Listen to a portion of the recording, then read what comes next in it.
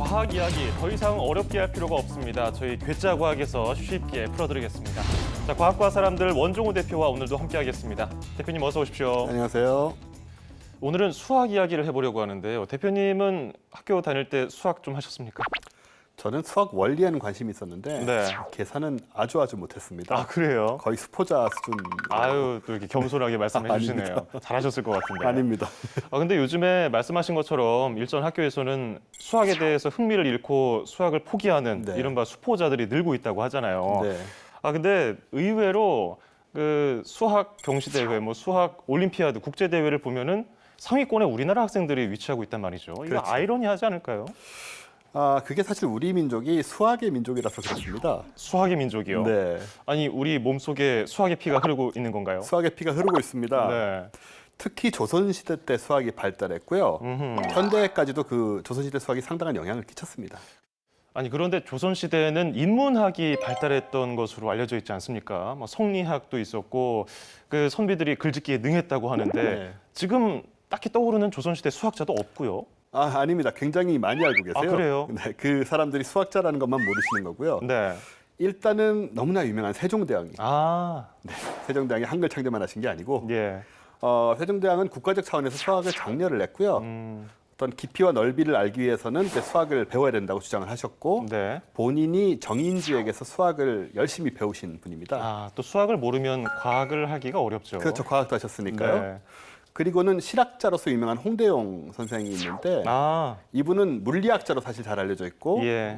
아니, 왕도 수학을 공부하고 또 문인들조차도 수학책을 펴낼 정도로 수학에 관심이 많고 전문가들도 많았는데 근데 지금 우리가 수학책에서 볼 수 있는 뭐 방정식, 로그지수 이런 것들이 조선시대에도 있었을까요? 있었습니다. 지금같이 물론 표기하진 않았지만요. 네.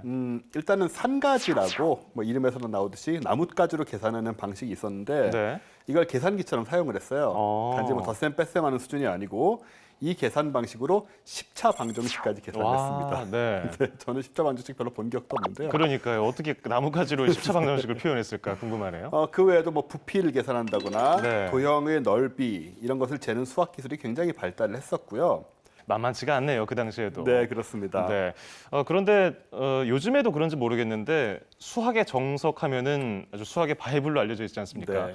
근데 수학 어려워하는 수포자 학생들은 수학의 정석에 정자만 들어도 막, 아우 난 지겨워 졸려 이렇게 말을 하는데 조선시대 당시에는 학생들이 어떤 책으로 공부를 했을까요? 네, 당시에도 그 정석에 해당하는 책이 있었고요. 네. 산학계몽이라고 뭐 이름 그대로 산학을 계몽하겠다는 뜻인데 세종대왕이 이걸로 공부를 했고 상당히 어려운 고차원적인 수학책입니다. 예. 예를 들어서 이런 질문이 있어요. 시집간 세 딸이 있는데 큰 딸이 7일에 한 번, 둘째 딸이 5일에 한 번, 막내는 3일에 한 번 온다. 이렇게 자주 원래는 몰랐겠지만요. 예. 그럼 세 딸은 며칠 만에 만날까?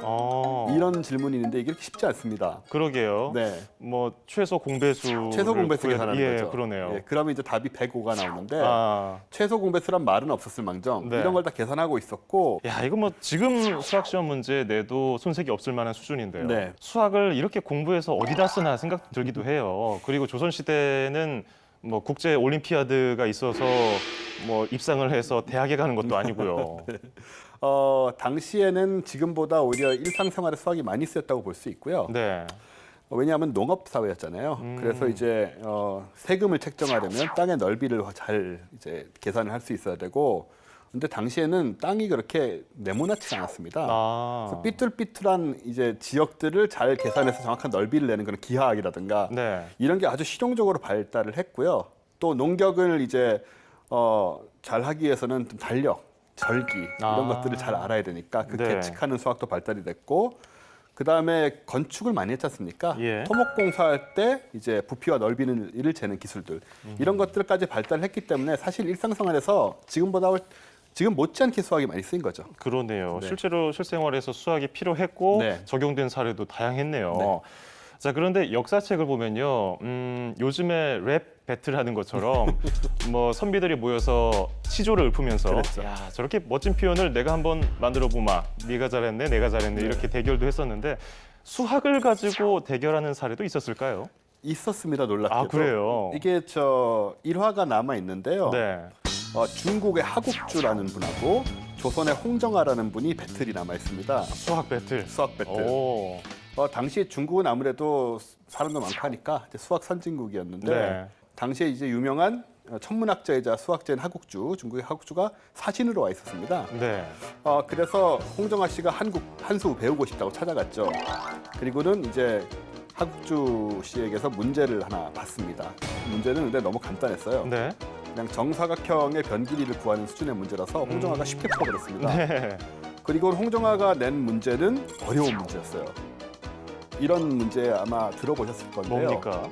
공 모양의 구 안에 딱 맞는 정육면체가 있습니다. 아. 이 정육면체 한 변의 길이를 구하는 문제입니다. 아.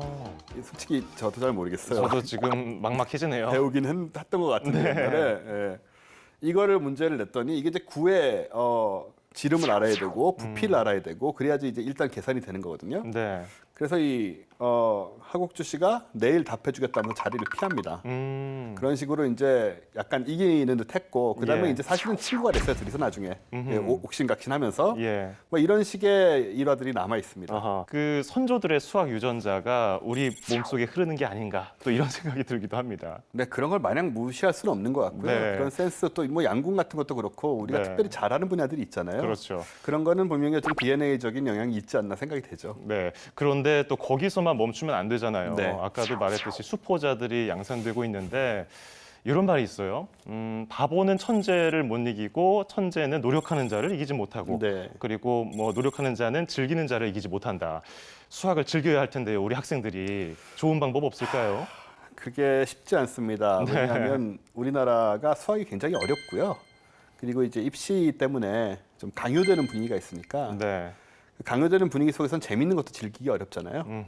그런 문제들이 개선이 돼야 되는데 그래서 아까 말씀하신 대로 잘하는 친구들은 굉장히 전 세계적으로 이제 뭐 1, 2위를 다툴 정도로 잘하면서도 네. 대부분의 학생들은 수학을 굉장히 싫어하고 못하는 네. 그런 상황이 좀 반복되고 있어서 그게 좀 안타깝죠. 네. 자, 오늘 역사 속 수학 과학과 사람들 원종호 대표와 함께했고요. 저희 교자과학은 다음 시간에 더욱 재밌는 주제로 찾아오겠습니다.